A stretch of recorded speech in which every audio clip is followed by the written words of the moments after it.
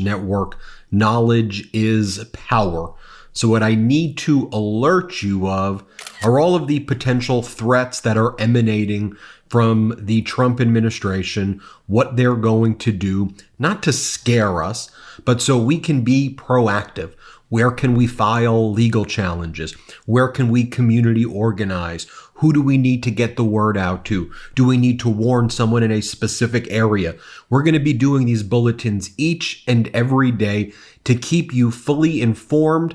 We will then assess the level of threat for each of these specific incidents that we're covering. And we're going to do this each and every day, again, because knowledge is power. I think here's something that we need to talk about.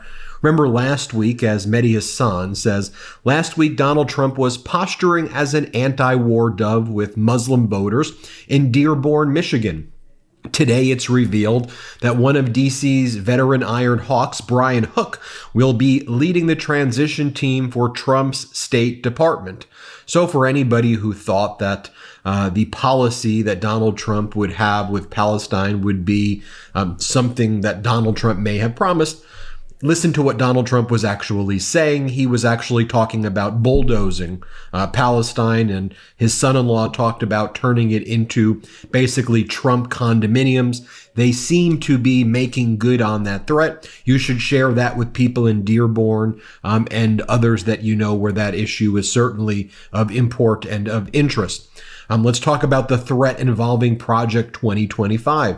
For all of your friends who thought that Project 2025 wasn't going to be implemented, all of the Trump surrogates are now saying the following.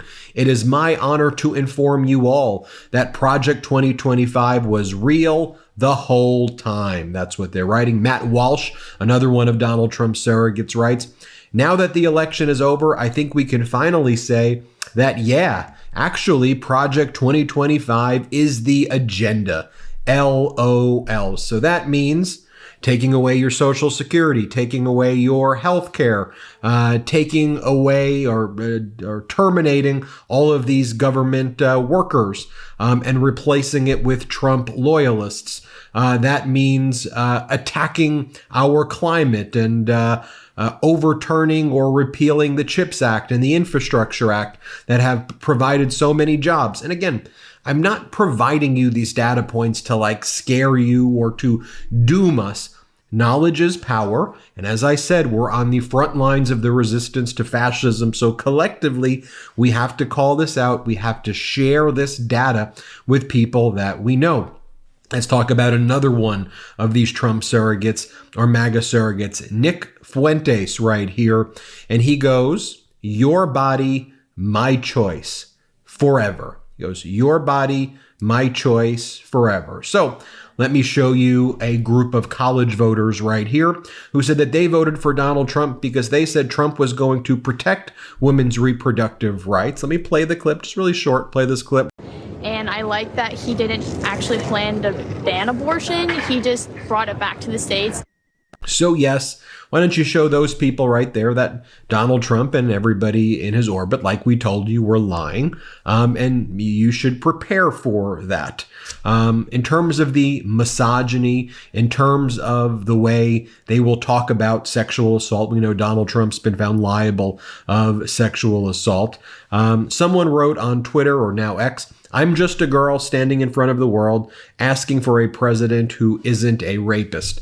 Andrew Tate, who has been accused and I believe charged with sexual assault, he responds, request denied, to a woman saying, I'm just a girl standing in front of the world asking for a president who isn't a rapist. He's big in the MAGA movement. I think that's important for you to know. Let's talk about health. Donald Trump said that RFK Jr. would be in charge of all Americans' health. RFK Jr. believes that vaccines don't work and would want to ban vaccines. RFK Jr. Has a lot of other very extremist ideas. He also wants to ban fluoride in water. And so he says fluoride is out.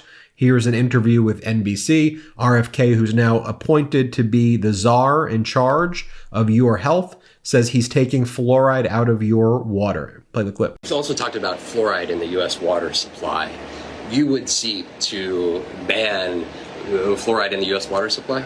Well, I would advise the water districts that are currently using it that there's a lot of new science out there. In fact, there's a federal judge decision by an Obama-appointed judge on October 4th of this year in which he's to send EPA back to the drawing board and said, you've never done the safety studies on this. And by the way, and so what does that look like without debating, without going back and forth on the science? By the way, and what it shows it's here? lowering IQ in our children. What would you, upon January 2025, we're 3 months away here, what would you actually do in your position inside of the White House? I think fluoride is on its way out.